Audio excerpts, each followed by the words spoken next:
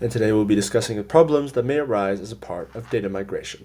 Now, as a quick refresher, data migration is the process of moving data. It can be something as simple as moving the information file on a USB flash drive from one computer to another, or as complex as big databases exchanging big amounts of information across countries and different time zones.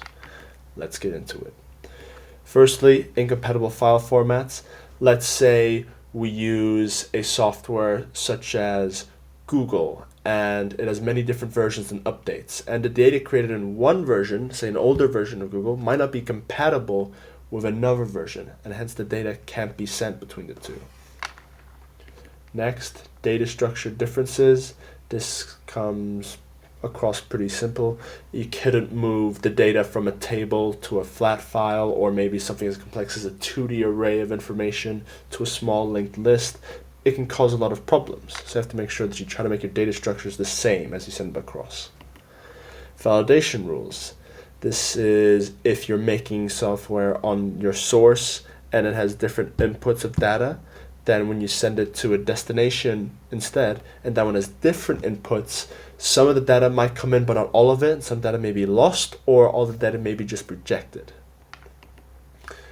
This one comes across as pretty simple. Incomplete data transfers, say there's problems with the network or the Wi-Fi or the transfer, any sort of interruption that maybe only a part of the data may reach the destination, or just all of it may be lost.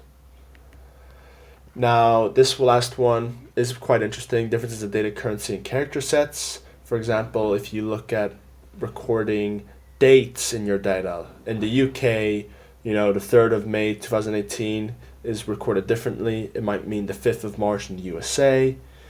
The dollar sign in the US also means the Zimbabwe dollar. They're the same symbol, but it's worth significantly less. So this data might become skewed or false now if you use the wrong origin of this symbol.